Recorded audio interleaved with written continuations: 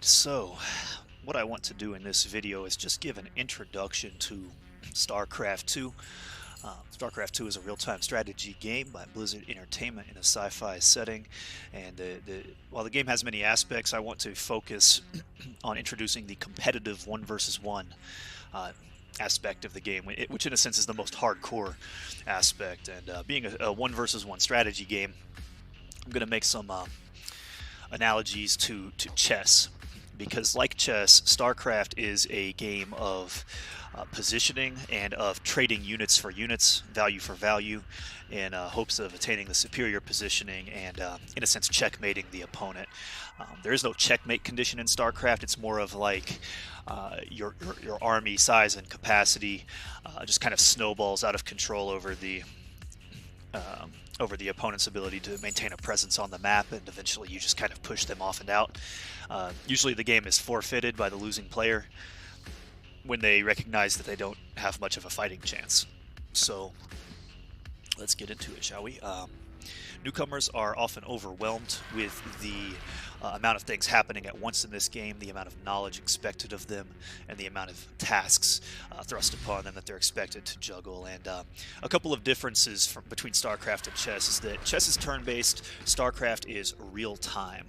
And in chess, you can see the whole board. In StarCraft, you do not have knowledge of what's happening on the opponent's side of the, quote, board, if you will. There's a fog of war, and your units are not chosen for you. In StarCraft, you are spending the game's resources on hand-picking your units. You could think of this as a kind of...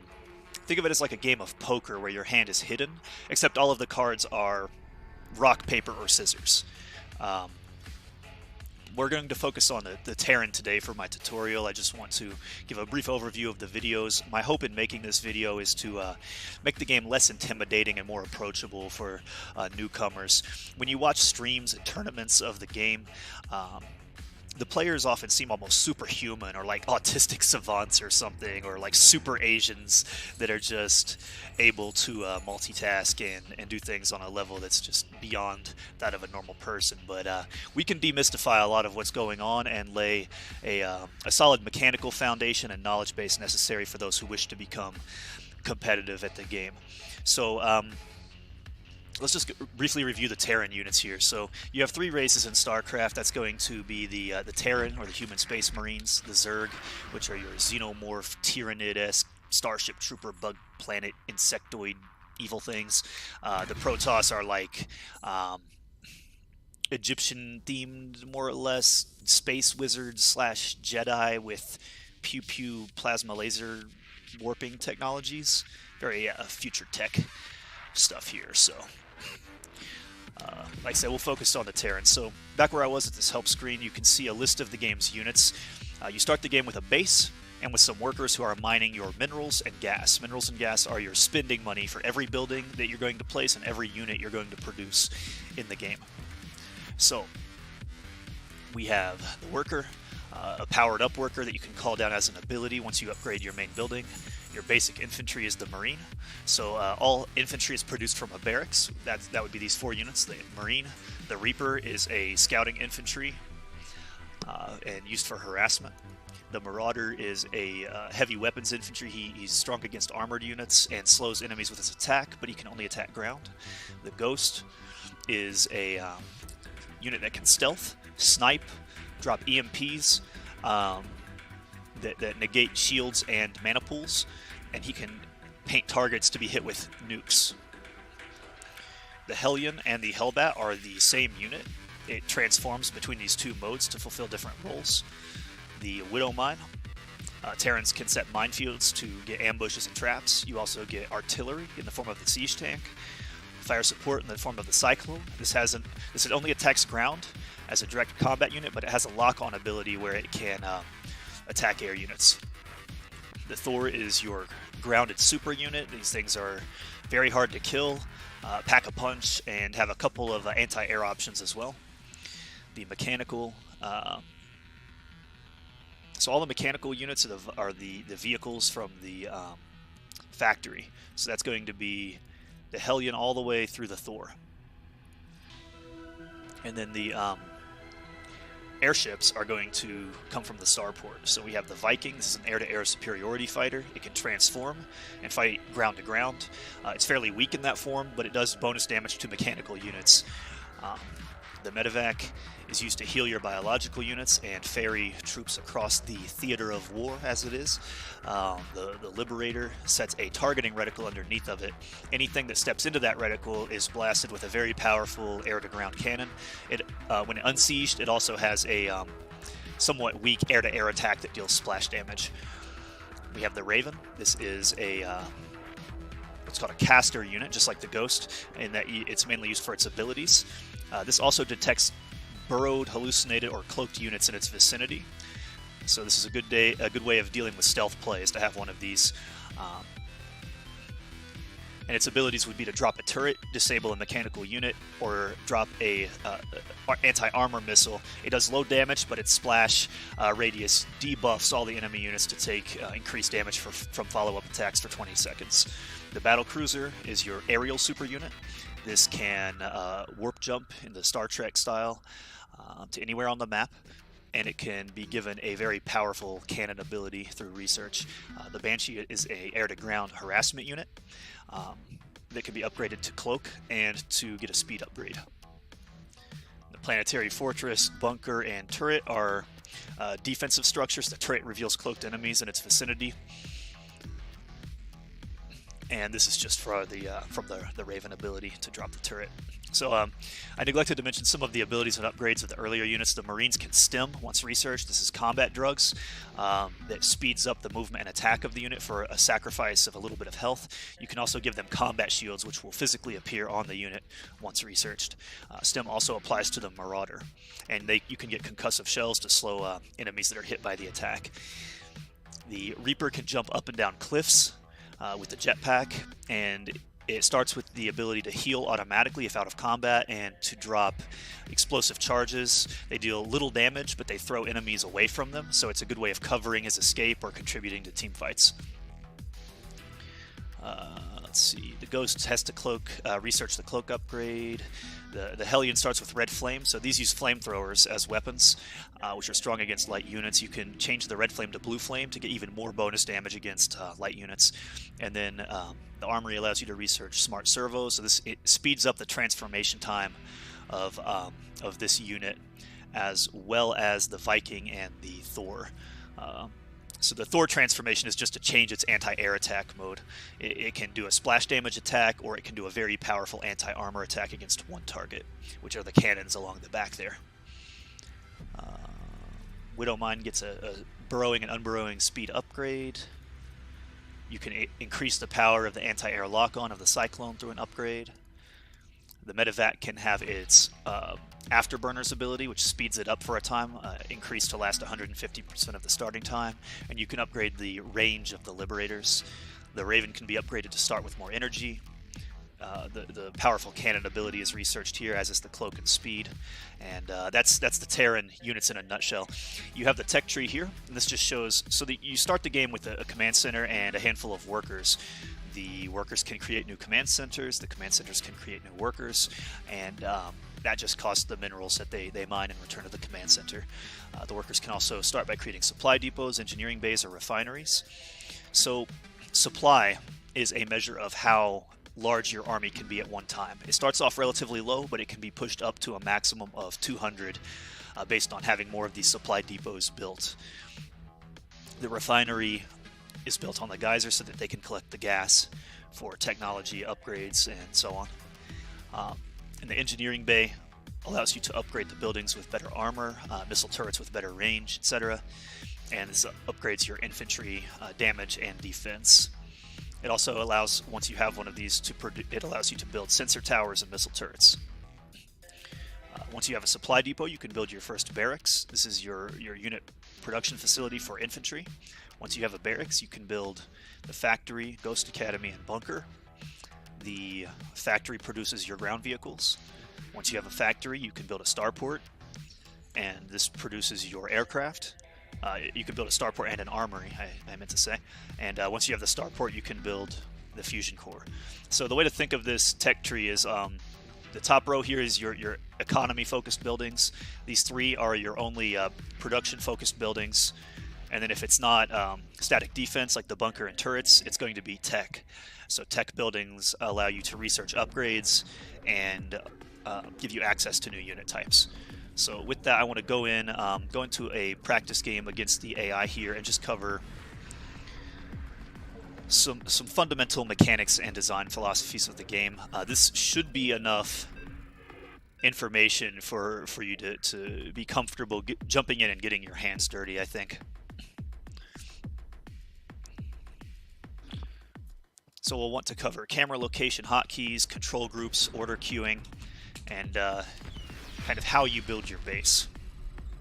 So the first thing I'm doing, after I told my first worker to build here, the first thing I'm going to do is set camera location hotkeys on all of these bases here. Producing our second worker, we're going to go build a supply depot. So you'll see the tech tree unfold here, and you can see the fog of war, so any enemy movements out here in the dark would be invisible to me.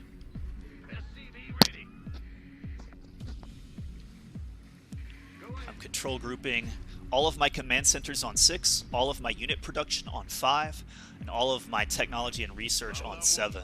And the significance of that will become apparent as the game continues here.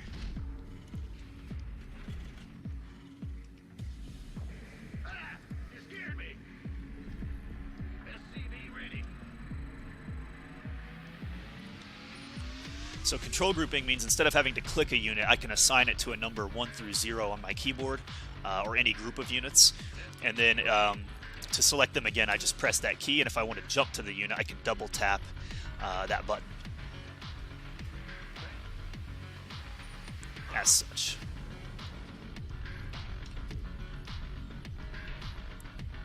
What I want to focus on, I'm going to pause so I can speak clearly for a moment without messing up my opening moves. So a design philosophy of this game is that you have the choice of attacking, defending, or expanding. If you see the enemy expanding, you want to attack. If you see them attacking, you want to defend. And if you see them defending, you want to expand. So you want to kind of push them on their side of the map and take over your side of the map, because there's what's called saturation. If you look at my base, it says 13 out of 16 workers.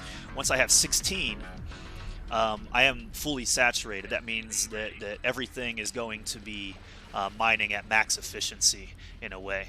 Now you'll notice this worker is going off on his own to do some stuff. That's because I did what's called order queuing. We're going to rally this Reaper toward the enemy base here. What's going on?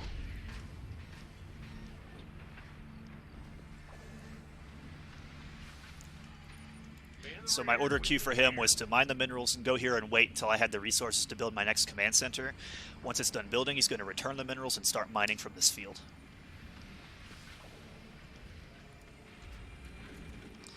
We'll set our rally point here. Our command center's been upgraded. The Grand Reaper has arrived. Go ahead. SCV ready.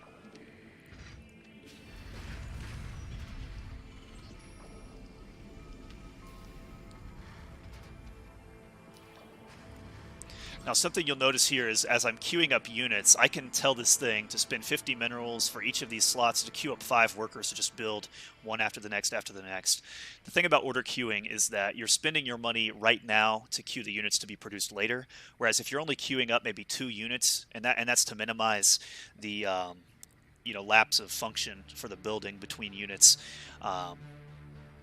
that should be sufficient, and that'll let you keep some money in your wallet, so to speak, so you can start your other projects sooner. SCV ready. Bad news.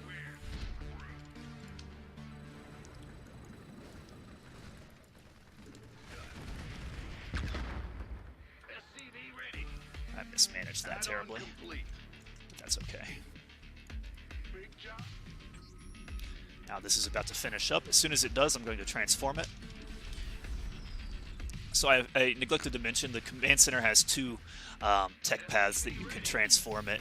I have 2 idle workers here. Let's get them busy.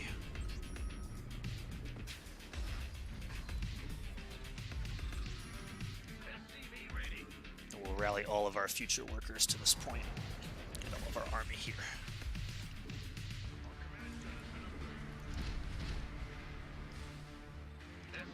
So this base is fully saturated.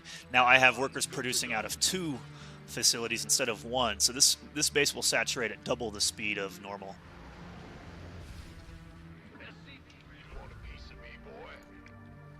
Go ahead and research STEM.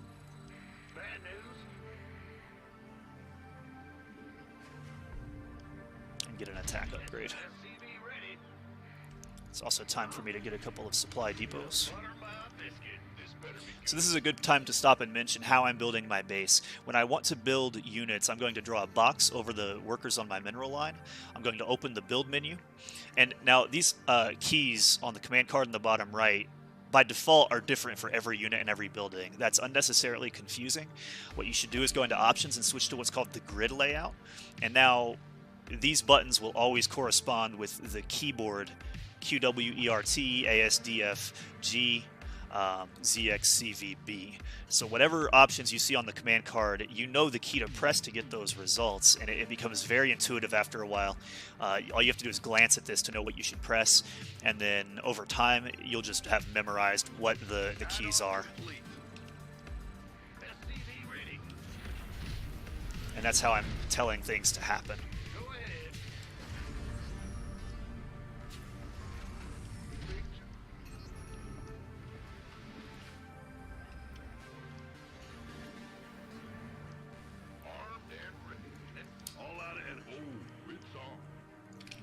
We're going to build a couple of medevacs, and we'll get a tech lab on that building. In the rear with the gear. SCV ready. Let's go ahead and get another tech lab. Coming through. Add-ons good to go. SCV ready. Don't got the minerals. I'm about to hit supply cap. What's going on? SCV ready. So let's just build 3 more supply depots here to keep this rolling. Supply already? And while that takes place, we'll get an extra barracks to increase our marine production. Now what? A siege tank for defense and a bunker. Let's put the bunker right here. Talk to me. We're going to go attack the enemy. We'll rally the bunkers and the barracks in particular to that We need more minerals. In the rear with the gear. I don't want anything. Looks like that research is done. SCV ready. Now I'm going to be nearing saturation soon. Uh-oh.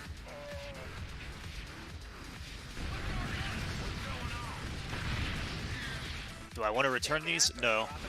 No. They attacked, but that's okay. We're going to stem into the speed them up so they don't die reaching the barracks, and that's going, or the bunker, and that's going to defend me. ETA 1 minute. And now we're going to hit them by surprise up here. Let's not fly around the anti-air turret, though. We'll hit stem so these attack faster.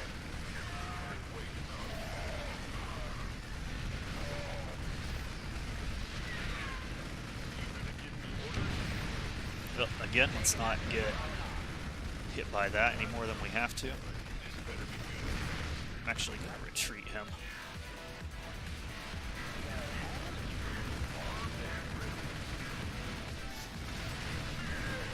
Kill that unit. Let's go kill all these workers. Oh no, the medevac followed them. Trapped in the enemy base. We'll kill him and then just retreat. I don't know how far I'll get.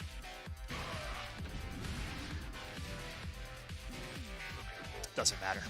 Look how many resources I have banked. This is me basically failing in the way that many new players do, and that is to say that I am microing instead of macroing. And what I want the focus of the video to be is how you properly macro. So, to properly macro, you are going to want to build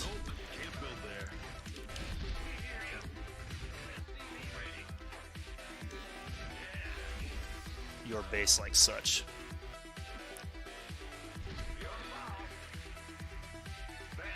And now because I am fully saturated here, I have so many spare resources, we can just start focusing on getting our tech. So let's get a... Add-on complete. Go ahead. let's get everything that we need for upgrades and tech. I'm so far ahead that there's nothing that can stop me from doing all of this at will. Let's get another one of these here too.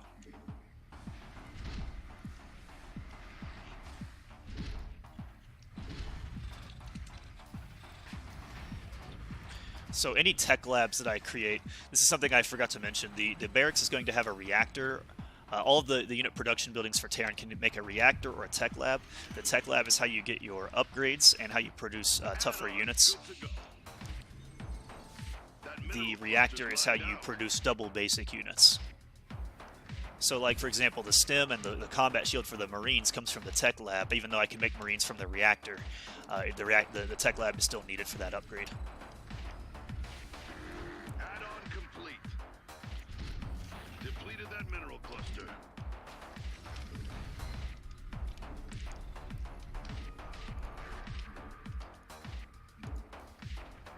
I have all of these idle workers doing nothing. So we deselect. That's when you hold shift and click off 3 units after issuing a command. Add-ons good. We need more. And now to macros. See, I've spent my money down. Spending your money is a huge part of this game. I'm actually on quite a few more bases. I have 4 bases now, or 5.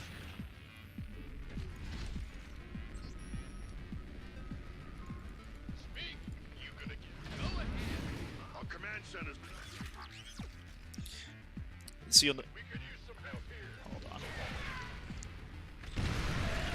Research complete. We read you. Mineral cluster depleted.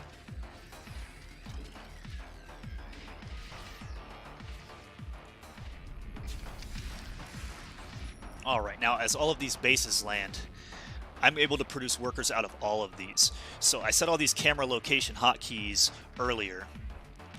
And this is what proper macro is about, is just maximizing your efficiency. So all of these buildings should have 2 units in queue at all times. I want to be hitting 5 and 6 habitually to make sure I'm producing army, that I'm producing workers, and I want to be boxing workers whenever I'm getting close to the supply cap, and just doing blah, blah, blah, blah, blah. Just making supply depots and then queuing them back to a field. So we'll do this to get some workers there. Now, I'm just going to set a rally point in the middle of the map. Can I even get this guy out of here? Or is he stuck? He's stuck. That's okay, he's not stuck anymore.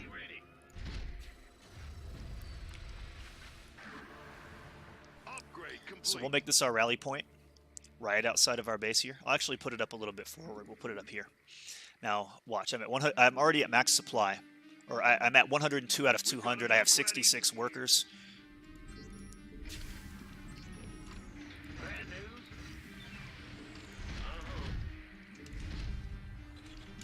Yeah. Not enough energy. Now I can do this to produce my units. So we have our rally point. We're going to say I want a Ghost and a Marauder, and I want some Marines. Lots of Marines. We'll get a couple Cyclones, a couple tanks. Actually make that a tank and a Thor. We'll switch over to aircraft. Now what I'm doing is hitting tab to switch between infantry, vehicles, ships. We'll get a Raven, some Banshees from this one, and then we'll just pull like 6 Vikings out of that. Now as these units produce, they're going to go to this point, and I want to keep an eye on this and make sure that I'm not under queuing what I want here. So we'll get a second tank, second Thor. You'll notice my money is being kept low by this process. And if I just keep the camera here, all of these new army units are going to go there. Now, I've oversaturated this base. I have 3 workers too many, so I'm going to pull those 3 workers off. We'll put them here. I'm oversaturated here. I need to pull off 5 workers. Deselect 1, deselect 3. So now this base is fully saturated. This base has nothing on it. So we're going to aim every construction facility, every base at it, and just send our workers there. So we're going to keep army producing, and we're going to keep workers producing, and that is it. With that first attack, I won the game because I was able to do all of this behind it, and the enemy just has to spend its money making workers and replacing its starting workers, whereas I'm taking over half the map or more. I'm about to hit max supply, but you know, one thing I could do is just start spending this money on new bases. I can start spending this on new facilities. And let's look at our rally point. What is we looking like right now? Max supply. Let's pull our whole army here. Do I have anything in my bunkers or anything sieged? I can check that from my all-army command card. We'll unsiege our tanks. I have a damaged unit here. We'll get a few units to repair it. And then tell them to return to work once that's done.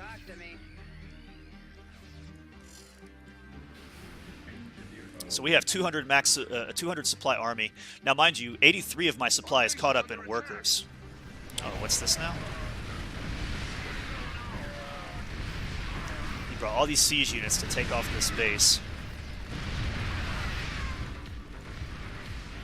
So I just hit select all army attack move, and I'm going to win easily. I'll even shut down his tanks. And now we attack move at his entire army. Now I notice I lost a little bit of supply there. I'm down to a lower supply count. I even lost my base. We'll build a new one. We'll rally this.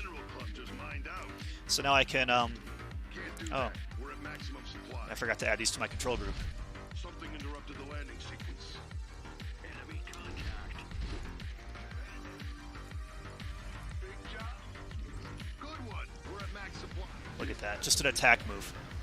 And this does everything for me. If I want to grab my idle workers and say build bases Good to go. off the minimap, I can do that very easily. Guys are exhausted. And then I'll go back, and as those buildings are started, and I'm not controlling this because my emphasis is macro. If I wanted to, I could do what's called micro and say, okay, all these Marines, we're going to stim and get you out of the way. Let's get the tanks over here, and let's get some repair units up in here. We're going to siege the tanks back here, make sure there's something to protect them. Let's cloak. Let's drop a nuke on their ass. You know, I can get these things back here to take out the defense. Once that nuke drops, I'm going to make sure that everything's getting healed up here. And we're going to stim in. We should have quite a few of these here. We'll land these. So micro makes your units more efficient in battle.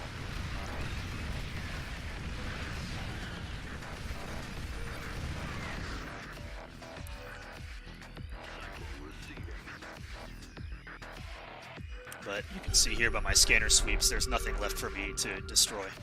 I'm at 192 out of 200 max supply. Let's just build landmines. Just march a bunch of landmines at the enemy here. Deactivate our mines. Where are they at? Depleted that mineral cluster. So what I'm trying to demonstrate here is the way that you can reinforce your army and make sure you're macroing. So when it comes to macroing, let's say I select all these bases. This is not selected in my group. This is not in my group. This is not in my group. This is not in my group. I have 9 idle workers. We're going to pull them over here to the gold minerals where they're more effective. Turn this into a more effective form of itself. Let's put some missile turrets because the planetary fortress can only attack ground. And by using my camera location hotkeys, I can see that my starting bases are very oversaturated. So we have like 14 workers here. I really only need 4. Let's add 6 there. And where's number 3? I have too many workers there. Here. We need what, 7? 1, 2, 3, 4, 5, 6, 7. Now that base is saturated. We need 2 on the gas. That's saturated. What about here? We need 12. So now I have perfect saturation. I just handled that all right there. So my workers are just going wherever they need to go to make sure that I am mining optimally. And because I'm mining optimally, I can hit this control group for my army production buildings and tab through and see that I have access to all of the game's tech, except for, I guess, the battle cruiser, because I forgot to build these. Nope, can't build there. Can't do that. We're at max maximum supply. That mineral cluster. And any of these that I haven't transformed, I can do that now. So these are all... You see, you can control the whole mini-map without actually having to really do things the hard way. Good one. We're at max supply, so And I hit select all army and attack move. And just because units died and I had units in the queue, more stuff got produced back at home from my initial push.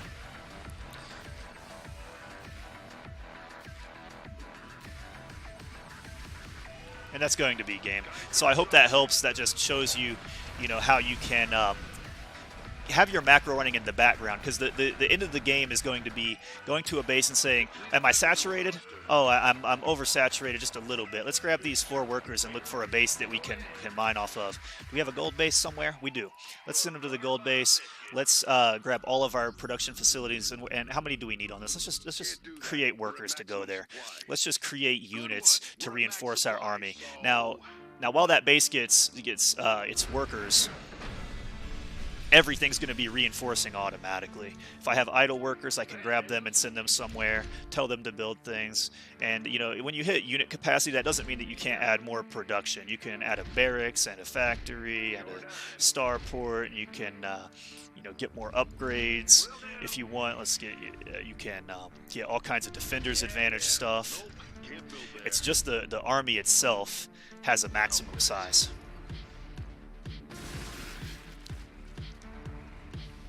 Which is something like that. Now, normally you'll never get up to 88 workers in a game. I went excessive on the workers. You generally stop at 66, because if you look at a base, you'll see, not the gold bases, but these 16, 3, 3. If you are 3, 16, 3, fully saturated, that's 22 altogether. So 3 base full saturation is going to be 66 workers, and then and by the time you're at that point, your first base is going to start mining out, so you'll get a 4th up, and that'll just be used to transfer workers from the mined out bases. And you can over transfer. Like it says that I should have 4 here, but if I want to have 2, you know, it's fine to do that, because these are going to mine out over time, and having to keep coming back and micromanaging this at my home base can just be a bit of a distraction. So it's better to just kind of do it roughly. And just remember that as your units battle, you should be replacing them off of this hotkey. And if you have your upgrade stuff selected, like all on a hotkey as you should, all of your tech labs, all of your engineering base, if this is all on a hotkey, I can you know, drum through these upgrades, and it's going to spread it out across the number of facilities that I have. Same thing with these bays here. So I told this to build. We'll add that. So now I have 3 of these. If I want to grab all 3 upgrades, it's going to do an upgrade on each of these buildings, so that I am able to get them all at once. So let's go back to upgrades. What else did we miss? We missed nukes. We missed all these from the tech labs. So I have 2 tech labs on the factories that'll work on. I have 16 workers that are achieving absolutely nothing with their lives, so we could just, you know, pull our cyclones out and say, let's get rid of you guys, because all of my bases were made into planetaries, and of course my supply count's dropping. Back to max instantly. can't do that. We're at maximum supply. And those new combat units would go here. Show me. Add-on complete.